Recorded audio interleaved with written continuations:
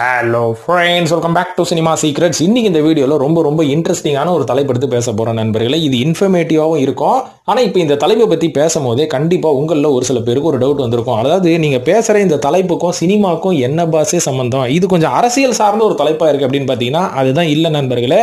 இதில் முழுக்க சினிமா அரசியலும் கலந்துருக்கு அப்படின்றத இந்த வீடியோவை நீங்கள் கேட்க போக போக புரிஞ்சுப்பீங்க. அதாவது சுருக்கமாக சொல்லணும்னு பார்த்தீங்கன்னா, தமிழ் சினிமாவை சேர்ந்த ஒரு சில முன்னணி நடிகர்கள் எல்லாருமே இப்போ மதம் மாறுறாங்க அப்படின்றது ரொம்ப சாதாரணமாகவும் ரொம்ப வழக்கமாகவும் போச்சு. அதை யாருமே பெருசாக கண்டுக்கிறதே கிடையாது. அது அவங்களோட தனிப்பட்ட விருப்பம் அப்படின்ற மாதிரி அவங்களோட போக்குலேயே நம்ம விட்டுறோம். ஆனா இந்த மதமாற்றம் தமிழகத்துல அப்படின்றதையும் தாண்டி இந்தியாவில் நம்மளுக்கு தெரிஞ்ச வரைக்கும் ஒரு 3 மதத்தை தான் நம்ம பெருசா பேசுவோம். ஒன்னு இந்துசம், இன்னொன்னு கிறிஸ்டியானிட்டி, மூன்றாவது இஸ்லாம் மதம். இந்த 3 மதத்துல தான் மாத்தி எல்லாருமே கன்வெர்ட் ஆவாங்க. ஆனா இதையும் தாண்டி தமிழ் சினிமாவை சேர்ந்த ஒரு சில நடிகர்கள் புத்திசத்துக்கு கன்வெர்ட் ஆகிருக்கிறாங்க அப்படின்றது பெரிய ஆச்சரியத்தை கொடுக்கும். ஒரு சில பேருக்கு புரிதல் இருக்கும் புத்திசத்துக்கு ஏன் கன்வெர்ட் ஆகுறாங்கன்னு. ஆனா பல பேருக்கு இவங்க புத்திசத்துக்கு ஏன் கன்வெர்ட் ஆனாங்க, இந்த புத்திசம்னா என்ன அப்படின்னே தெரியாத பல பேர் இருப்பீங்க இல்லைங்களா. ஆனா இந்த வீடியோல நான் சொல்ல போறது, இந்த புத்திசம் எப்போ தோன்றி மறைந்து மறுபடியும் எப்போ பெரிய அவதாரம் இந்தியாவில் எடுத்தது, அது மட்டும் இல்லாம இந்த தமிழ் நடிகர்கள் இந்த மாதிரி கன்வெர்ட் ஆகிறதுக்கான முக்கியமான காரணங்கள் என்ன அப்படின்றதெல்லாம் தெள்ள தெளிவா இந்த வீடியோல நான் பேச போறேன் நண்பர்களே. அதனால இந்த வீடியோவை நீங்க கடைசி வரைக்கும் பார்த்தா உங்களுக்கு ஒரு புரிதல் ஏற்படும் அப்படின்றதுல எந்த சந்தேகமும் இல்லை. சரி, இப்போ நம்ம நேரா வீடியோவில் போய் அந்த நடிகர்களை பத்தி பேசுறதுக்கு முன்னாடி, இந்த புத்திசம் அப்படின்றது இந்தியாவுள்ள எப்போ வந்தது, எவ்வளவு நாள் இருந்தது, அதுக்கப்புறம் மறுபடியும் எப்போ இந்தியா விட்டு வெளில போச்சு, எதனால போச்சு, அதுக்கப்புறம் மறுபடியும் இந்தியாவுக்குள்ள எப்படி கொண்டு வரப்பட்டது, இன்னைக்கு எல்லாருமே அதை எப்படி ஃபாலோ பண்றாங்க அப்படின்ற ஒரு வரலாறு பத்தி பேசுவோமா? வாங்க இப்ப நேரா வீடியோல போய் அந்த வரலாறு பத்தி ஃபர்ஸ்ட் பேசிட்டு அப்புறம் அந்த நடிகர்களை பத்தி பேசுவோம். ஏன்பா ரொம்ப போர் அடிக்கிற டாபிக்ப்பா, இதெல்லாம் நாங்க கேட்க மாட்டோம் அப்படின்னா இன்னைக்கு இருக்கிற தலைமுறை கண்டிப்பா நீங்க எந்த வீடியோ பாக்குறீங்களோ இல்லையோ இந்த வீடியோவை பாருங்க. அப்பதான் நம்மளுக்கு ஒரு அரசியல் புரிதல் ஏற்படும். இந்த நடிகர்கள் பத்தி, இவங்களோட உளவியலை பத்தியும் இவங்களோட பூர்வீகத்தை பத்தி தெரிஞ்சுக்கிட்டாதான் இவங்க நடிக்கிற படங்களும் இவங்க எடுக்கிற படங்களை பத்தியும் உங்களுக்கு தெரியும், புரியும். அதுக்கப்புறம் இந்த படம் நல்லா இருக்கா இல்லையா அப்படின்ற ஒரு படத்தை பத்தி எடுக்கக்கூடிய முடிவு உங்களுக்கு தெளிவா இருக்கும். ஹலோ பாசே, இப்ப இதெல்லாம் தெளிவுபடுத்துறதுனால எங்களுக்கு என்ன கிடைக்க போகுது, ஒருவேளை சோறு கிடைக்க போதா அப்படின்னு கேட்டீங்கன்னா, சோறுன்னு ஓடாதீங்க நண்பர்களே. அப்படி சோறை போட்டு தான் நம்ம எல்லாரையும் 50 வருஷத்துக்கு மேல சோம்பேறி ஆக்கி வச்சிருக்காங்க. நம்மளுக்கு கரெக்டான அறிவு கரெக்டான நேரத்தில் கிடைச்சதுனால நம்மளே நம்ம சோத்தை பொங்கி சாப்பிட்டுக்கிறதுக்கான வழிமுறைகளை நம்மளே கண்டுபிடிச்சிருவோம். அந்த புரிதலும் அந்த நாலேஜும் இங்க எவனுமே கொடுக்கறது கிடையாது. அதை கொடுக்கறதுக்கு தான் நான் வந்திருக்கிறேன். அந்த நாலேஜ் எதனால கொடுக்குறேன்னா, இன்னைக்கு தமிழ் சினிமா எந்த அளவுக்கு மக்களை இன்ஃப்ளூயன்ஸ் பண்ணுது அப்படின்றது போற போகல அந்த காலகட்டத்தில இருந்து நீங்க பார்த்திருப்பீங்க. மற்றும் நம் மக்களை ஆளும் திறன் கொண்டவர் யார் அப்படின்றத நம்மளால கண்டே பிடிக்க முடியல. எல்லாமே நம்ம சினிமால பார்த்து அவங்க பேசுற வசனத்தை வச்சுதான் எல்லாத்தையும் முடிவு பண்றோம் இல்லையா. அந்த முடிவு இனிமேல் பண்ணக்கூடாது. அதுக்கு நம்மளுக்கு அரசியல் புரிதலையும் தாண்டி சினிமா புரிதல் ஒன்று வேணும். அதை புரிஞ்சுக்கோங்க. ஏன்னா என் சேனல்ல நிறைய இந்த மாதிரியான வீடியோக்கள் தான் போடுறேன். சினிமா பத்தி எந்த அப்டேட்டும் போட மாட்டேன்னா அதை எவன் வேணாலும் போடுவாங்க. ஏன்னா எல்லா நியூஸ் பேப்பர்லயும் வந்துருது. அதை படிச்சுட்டு போறதுல எந்த சுவாரஸ்யமும் இல்லை. சினிமா சீக்ரெட்ஸோட நோக்கமே சினிமாக்கு பின்னாடி இருக்கிற அந்த சினிமா உளவியலை பத்தி பேசுறது தான். அதை பத்தி நம்ம பேசலாம், படங்களோட அப்டேட்ஸை பத்தியும் பேசலாம். இப்போ வாங்க நேரா போய் புத்திசத்தை பத்தி பேசுவோம். இந்த புத்திசம் இந்தியாவில் இருக்கிற ஒரு மதங்க, சொன்னா நம்ப முடியல. எப்படி நம்ம இந்தியாவை பொறுத்த வரைக்கும் ஹிந்துசம், கிறிஸ்டியானிட்டி, அதுக்கப்புறம் இஸ்லாமு, இந்த மதத்தெல்லாம் நம்ம இன்னைக்கு தூக்கி வச்சு கொண்டாடுறோமோ, அதே மாதிரி புத்திசமும் இந்தியாவில் இருந்த ஒரு மதம் தான். இது 4வது செஞ்சுரியிலேயே இந்தியால இருந்து கொஞ்சமா விரட்டி அடிக்கப்பட்டது அப்படின்னு சொன்னா உங்களுக்கு நம்ப முடியுதா? அதாவது ஆரம்ப கட்டத்துல ஒரிசா மற்றும் பெங்கால் சைடு, டிபெட், இந்த மாதிரி சைடெல்லாம் பாத்தீங்கன்னா புத்திசம் ரொம்ப வலுவா இருந்தது. ஆனா 4வது செஞ்சுரிக்கு அப்புறமா கொஞ்சமா ஒரிசா மற்றும் பெங்கால்லாம் நகரமயமாக்கப்பட்டது. அதாவது கொஞ்சம் சிட்டி மாதிரி கொஞ்சம் டெவலப் ஆக ஆரம்பிச்சது இல்லையா. அப்போ அங்க இருக்கிற இந்த புத்திஸ் மோனாஸ்ட்ரி அப்படின்னு சொல்லுவாங்க. அதாவது புத்திசத்தை சேர்ந்தவங்க, புத்திசை ஃபாலோ பண்றவங்க எல்லாருமே அங்க உட்காந்து இந்த தியானம் பண்றது, அவங்களோட அந்த கல்ச்சரை அவங்க ஃபாலோ பண்றது அப்படின்ற மாதிரி ஒரு கோயில் மாதிரி கட்டி அவங்க வழிபாடு பண்ணுவாங்க. நிறைய யோகாசனம்லாம் பண்ணுவாங்க, நிறைய தியானம்லாம் பண்ணுவாங்க. அந்த இடம் கொஞ்சமா அழிய ஆரம்பிச்சது. காரணம் என்னன்னு பாத்தீங்கன்னா, ஒரிசா மற்றும் பெங்கால்லாம் பெரிய லெவல்ல நகரமயமாக்கப்படுற அந்த நேரத்துல இந்த மாதிரி புத்திஸ்ட் மோனாஸ்ட்ரீஸ்க்கெல்லாம் பெருசா பினான்சியல் சப்போர்ட்டே கிடைக்கலையா. இது மட்டும் இல்லாம நம்மளுக்கு தெரிஞ்சவர் எல்லாமே புத்தர்னாலே கௌதம புத்தர் தான் சொல்லுவோம். கௌதம புத்தருக்கு முன்னாடியே ஏகப்பட்ட புத்தர்கள் வாழ்ந்திருக்கிறாங்க நம்ம இந்திய மண்ணில். இது மட்டும் இல்லாம அந்த காலகட்டத்தில் மயூரியன் எம்பையரை ஆண்ட அசோகா காலத்துல புத்திசத்தை 2ஆ பிரிச்சாங்க. ஒன்னு என்னன்னு பாத்தீங்கன்னா மகா சம்கிகா அப்படின்றாங்க, இன்னொன்னு சத்த விரவதா அப்படின்ற மாதிரி சொல்றாங்க. இந்த 2 வகையில தான் புத்திசம் அந்த காலகட்டத்தில் பயங்கரமா எழுச்சியா இருந்தது, இந்தியா முழுக்க பரவி இருந்தது அப்படின்ற மாதிரி சொல்லப்படுது. 7வது செஞ்சுரி வரும்போது புத்திசத்தோட பிராக்டிஸ் இந்தியாவில் 7வது செஞ்சுரியில இருந்து கொஞ்சம் கொஞ்சமா குறைய ஆரம்பிச்சிருச்சு. இது எவ்வளவு நாள் நீடிச்சு தெரியுங்களா? வெறும் 12வது செஞ்சுரி வரைக்கும் தாங்க. அதுவும் 12வது செஞ்சுரியில பலா எம்பையர் அப்படின்ற மாதிரி இங்க ஒரு எம்பையர் ஆண்டு கொண்டிருந்த அந்த அரசாங்கம் இருக்கிற வரைக்கும் தான். அதுக்கப்புறம் 12வது செஞ்சுரியோட முடிவுல புத்திசம் வந்து டோட்டலா இந்தியாவில இருந்து வெளில போயிட்டாங்க அப்படின்ற மாதிரி சொல்லப்படுது. இமாலயாவை நோக்கி போயிட்டாங்க அப்படின்ற மாதிரி சொல்லப்படுது. அதுக்கப்புறம் பாத்தீங்கன்னா இது எதனால அப்படின்றது வந்து உங்களுக்கு டவுட் இருக்குது இல்லைங்களா? இதுக்கு முக்கியமான ஒரு காரணம் இருக்கு. ஏன்னா 12வது செஞ்சுரியில டெல்லியை நோக்கி முஸ்லீம் படைகள் இங்க வந்து இந்தியாவை ஆக்கிரமிக்கும் போது இவங்க என்ன பண்ணாங்கன்னு பாத்தீங்கன்னா இந்த ஹிமாலயா மற்றும் ஒரிசா பெங்கால் சைட்ல இருக்கிற அத்தனை புத்திசத்தையும் விரட்டி அடிச்சாங்க அப்படின்ற மாதிரி நான் சொல்லலைங்க, வரலாறு சொல்லுது. இதனால கூட புத்திசத்துக்கு வந்து பினான்சியல் லாஸ் ஏற்பட்டு அவங்களால இங்க வாழ்வுரிமையை வந்து பெரிய லெவல்ல இழக்க வச்சு அதுக்கப்புறம் அவங்க எல்லாருமே ஹிமாலயாஸை நோக்கி டிபெட்டை நோக்கி போயிட்டாங்க அப்படின்ற மாதிரியும் ஒரு வரலாறு சொல்லுது. இது எந்த அளவுக்கு உண்மைன்றதை நீங்க வரலாறு ஆராய்ச்சி பண்ணி பார்த்தா தான் தெரியும்.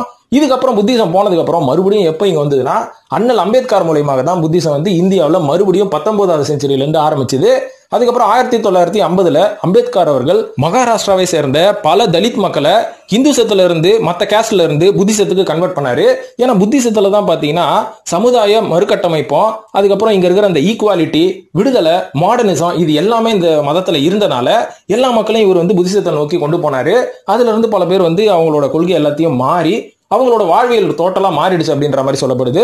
சோ இப்படிதான் நண்பர்களே வரலாற்றின்படி புத்திசம் இந்தியாவிலேயே இருந்து இந்தியாவை விட்டு விரட்டப்பட்டு மறுபடியும் இந்தியாவுக்குள்ளே வந்த ஒரு சின்ன கதைன்னு சொல்லலாம்.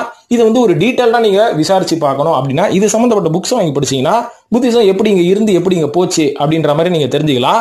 சோ இது ஒரு சின்ன வரலாறு. இப்ப இந்த நடிகர்கள்லாம் ஏன் கன்வெர்ட் ஆனாங்க அப்படின்ற தமாசான காரணத்தெல்லாம் சொல்றேன். இவ்வளவு சொன்னதுக்கு அப்புறம் இந்த நடிகர்களை பத்தி பேசும்போது உங்களுக்கே சிரிப்பா வரும். ஆனா பாவீங்களா இது இல்லாம கன்வெர்ட் ஆவீங்க, கேக்குக்கு பட்டர் பிஸ்கட்டுக்கு கன்வெர்ட் ஆவீங்களே, இதுக்கும் இப்படி கன்வெர்ட் ஆவீங்களா அப்படின்ற மாதிரி உங்களுக்கே யோசிக்க தோணும். இப்ப இந்த லிஸ்ட்ல முதலாவதா சொல்ல போற நடிகர் சாய்தீன் அவர்கள். இவரோட கன்வர்ஷன்ல ஒரு சின்ன நியாயம் இருக்கு. அதனால இவரை வந்து நான் ட்ரோல் பண்ண விரும்பல. எதனாலன்னு பாத்தீங்கன்னா இவர் basically from Hinduism religion, Hindu ரிலிஜன்ல இருந்து வந்தாருங்க. இதுக்கு மேல என்ன நான் சுத்த தமிழ்ல பேசுறது. சோ இந்த ரீஜன்ல இருந்து வந்து அதுக்கப்புறம் இதனால எனக்கு ஏதாவது பெனிஃபிட் ஆச்சா அப்படின்னு கேட்டீங்கன்னா பெரிய பெனிஃபிட் எதுவுமே இல்லை. ஏன்னா இன்னைக்கு இருக்கிற அரசியல் சட்டமைப்பு கட்டமைப்பு அதுக்கப்புறம் கொக்கோ விடுங்க அந்த அமைப்பின் படி இவங்க எல்லாம் என்ன பண்றாங்கன்னா இந்துசம் அப்படின்றது ஒரு ரிலீஜியனாக இருந்தாலும் இதுக்குள்ளேயே ஏற்றத்தாழ்வு, பெரியவன் சின்னவன், உயர்ந்தவன் தாழ்ந்தவன், இந்த மாதிரி ஒரு பிரிவினை இவங்க ஆரம்பிச்சிட்டானுங்கல்ல. அதனால இந்த ஒரு ரிலீஜியனுக்குள்ளேயே சின்னவனை பெரியவன் மதிக்கிறது கிடையாது. அதுக்கப்புறம் லோயர் கேஸ்டால ஹையர் கேஸ்டால் மதிக்கிறது கிடையாது. ஸோ இந்த மாதிரி ஒரு ஏற்றத்தாழ்வு இருக்கிறனால தான் சாய்தீன் என்ன பண்ணாரு, இந்த இந்துசத்துல இருந்து என்ன பிரயோஜனம் நம்மளுக்கு ஒண்ணுமே கிடையாது. அதனால புத்திசத்துக்கு கன்வெர்ட் ஆனா அங்கதான் இந்த ஜாதி மதம் கம்யூனிட்டி லொட்டு லொசுக்கு எதுவுமே கிடையாது, எல்லாருமே சமம் அப்படின்ற மாதிரி ரொம்ப அமைதியான வாழ்க்கை வாழ்ந்துங்கிறாங்க. அதனால குடும்பத்தோட நான் புத்திசத்துக்கு கன்வெர்ட் ஆகிறேன்னு சாய்தீன் அவர்கள் ஒரு அதிரடியான முடிவு எடுத்து குடும்பத்தோட கன்வெர்ட் ஆயிட்டாரு. இதுல ஒரு நியாயம் இருக்குதுல, அந்த நியாயத்தை வந்து நம்ம பாராட்டணும். ஸோ புத்திசம் வந்து என்ன எப்படிப்பட்ட மதம் அப்படின்றத தெரிஞ்சுக்கிறதுக்கு நிறைய வரலாற்று சான்றையும் நிறைய புத்தகங்களையும் வாங்கி படிங்க. இரண்டாவதா நடிகை வனிதா அவர்கள். ஏன்பா இவங்களும் மாறிட்டாங்களா அப்படின்னு கேட்டீங்கன்னா மாறிட்டாங்கப்பா. இவங்க பேசிக்கலி ஃப்ரம் ஹிந்து ஃபேமிலி தான், இருந்தாலும் இவங்க ஏன் மாறினாங்க அப்படின்றதுக்கு நம்மளே பதற வைக்கிற அளவுக்கு ஒரு சில காரணம் சொன்னாங்க. அதாவது ஆரம்பத்துல போயிட்டு பால் அப்படின்றவரை நான் திருமணம் பண்ணும்போது கிறிஸ்டியானிட்டியில மாறினேன். ஏன்னா அவருக்காக நான் மாறினேன். அதுக்கப்புறம் அவர் என்னை விட்டு ஓடல, நானும் அவரை செருப்பு கட்டி அடிச்சு துரத்தி விடுறதுனால கிறிஸ்டியானிட்டியில இனிமேல் இருக்கக்கூடாதுல்ல, அதனால அடுத்த மதத்தை நான் தேடிட்டு இருந்தேன். அப்பதான் எனக்கு கிடைச்சது புத்த மதம். ஸோ இந்த புத்த மதத்துல கன்வெர்ட் ஆகலாம் அப்படின்றனால நான் கன்வெர்ட் ஆனேன். எதனாலன்னு பாத்தீங்கன்னா நான் வந்து ரொம்ப அமைதியை விரும்புற ஒரு ஆளு. புத்த மதத்துல போய் கன்வெர்ட் ஆகினா அமைதி கிடைச்சிடும் அப்படின்ற மாதிரி ஒரு அமைதியின் தேடலுக்காக தான் அவங்க போயிருக்கிறாங்களா.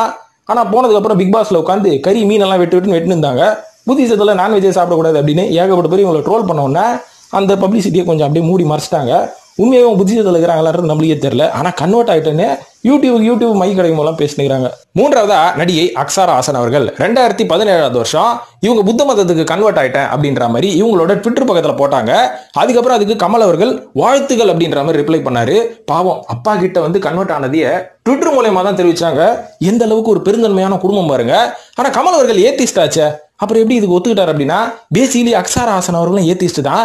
அதுக்கப்புறம் புத்த மதத்தை தழுவுறதுனால எனக்கு ரொம்ப அமைதி கிடைச்சிருச்சு. ஏத்திஸ்டா இருந்தா தான் ரொம்ப கன்ஃபியூஷன் ஆகுது. இந்த மாதிரி ஏதாவது ஒரு மதத்துல உட்காந்துட்டோம்னா எவனும் நம்மள கேள்வி கேட்க மாட்டானோ என்னமோ அப்படின்னு நினைச்சாங்க போல இருக்கு. அதனால அக்ஷரா ஹாசனும் கன்வெர்ட் ஆயிட்டாங்க. நான்காவது அன்சிகா அவர்கள். இவங்களும் சொன்னாங்க பாருங்க ஒரு காரணம், அமைதியை தழுவுவதற்காக என்னோட மன சாந்திக்காக நான் புத்த மதத்துக்கு மாறிட்டேங்க. நான் வந்து புத்தரோட நாமத்தை வந்து ஜபிக்கும் போது எனக்கு ரொம்ப அமைதி கிடைக்குது அப்படின்ற மாதிரி அடிக்கடி சொல்லிட்டு இருந்தாங்க. இதனால புத்த மதத்துக்கு கன்வெர்ட் ஆனது மட்டும் இல்லாம புத்திசத்தை பத்தி, அதாவது புத்தரோட பெயிண்டிங் எல்லாம் நிறைய பண்ணிருக்கிறாங்க. என்னமோ பண்றாங்கப்பா. ஸோ எனக்கு தெரிஞ்ச வரைக்கும் இப்போ தமிழ்ல இந்த 4 நடிகர்கள் தான் வசமா மாட்டிக்கிட்டது. இதையும் தாண்டி நம்ம எந்திரன் படத்துல நடிச்சார்ல வில்லன் டேனி டென்சோப்பா, இவர் வந்து பேசிக்கலி வந்து பிறந்து வளர்ந்ததெல்லாம் புத்த மதத்துல தான். அதனால புத்த மதத்தை பத்தி இவர் என்ன சொல்றாருன்னா, நான் பிறந்து வளர்ந்ததெல்லாம் அந்த மதத்துல தான், எக்காரணத்து கொண்டு அந்த மதத்துல இருந்து நான் வேற மரம் மாறவே மாட்டேன். நீங்க கேக் கொடுக்குறீங்க, பிஸ்கட் கொடுக்குறீங்க, பிரியாணி போடுறீங்க, சக்கரை பொங்கல் போடுறீங்கன்னு சொல்லிட்டு எந்த மதத்திலையும் மாற மாட்டேன். ஏன்னா புத்த மதம்ன்றது ஒரு மதம் கிடையாது, அது ஒரு பிலாசபி அப்படின்ற மாதிரி சொல்லியிருக்காரு. இந்த மாதிரி பாலிவுட்ல ஏகப்பட்ட நடிகர்கள் ஆயுஷ்மான் குரானா மற்றும் துஷார் கபூர் இவங்க எல்லாமே மாறிட்டாங்க. இன்னும் ஃபாரினர்ஸ் நம்ம வில் ஸ்மித், அதுக்கப்புறம் ராபர்ட் டவுனி, இவங்கெல்லாம் வந்து இந்துத்துக்கெல்லாம் மாறிடுறாங்க. அந்த கதையெல்லாம் அடுத்த வீடியோல பார்ப்போம். ஆனா இந்த மாதிரி மாறுறது தப்பா கரெக்டா அப்படின்னு என்ன கேட்டீங்கன்னா, எனக்கு ஒரு தனிப்பட்ட கருத்து இருக்கு நண்பர்களே. அது என்ன மேட்டர்னு பாத்தீங்கன்னா, மதம் மாறுறதும் மாறாததும் அவங்களோட தனிப்பட்ட விருப்பம், அதுல எந்த தப்பும் இல்ல. ஆனா நீங்க மாறுறதுக்கான ஒரு உண்மையான காரணம் அப்படின்னு ஒண்ணு வச்சுக்கோங்க.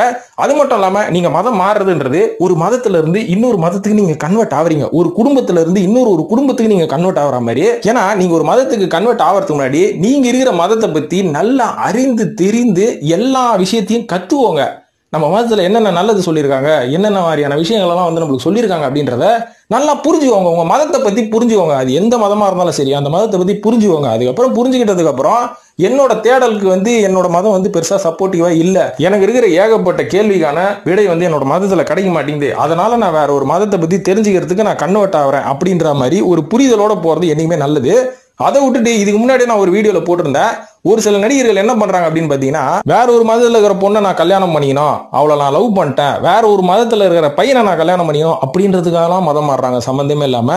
ஏன்னா இந்தியன் அரசியல் சட்டத்தின்படி அப்படி கல்யாணம் ஆகிறதுக்காக மதம் மாறணும்ன்ற எந்த அவசியமும் இல்லைன்னு கவர்மெண்டே ரூல்ஸ் போட்டிருக்காங்க. அதையும் மீறி இவங்க வந்து அந்த பொண்ணையோ பையனை இம்ப்ரெஸ் பண்றதுக்கு மதம் மாறி பேரெல்லாம் மாத்திக்கிறாங்க. இதுக்கு முன்னாடி ஒரு நடிகை இருக்கிறாங்க, அவங்களுக்கு வந்து அந்த மதத்தை சார்ந்த ஆடை வந்து அவங்களுக்கு பெருசா பாதுகாப்பு கொடுத்தனால அந்த மதத்துக்கு மாறிட்டேன்னு சொல்றாங்க.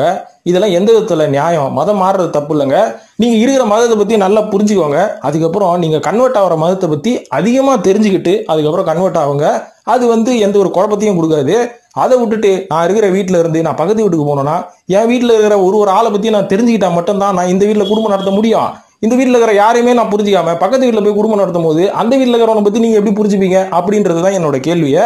இது எல்லாத்தையும் யோசிச்சுட்டு மதமா இருங்க. இந்தியாவுக்குள்ள எந்த ஒரு பிரச்சனையும் இருக்காது.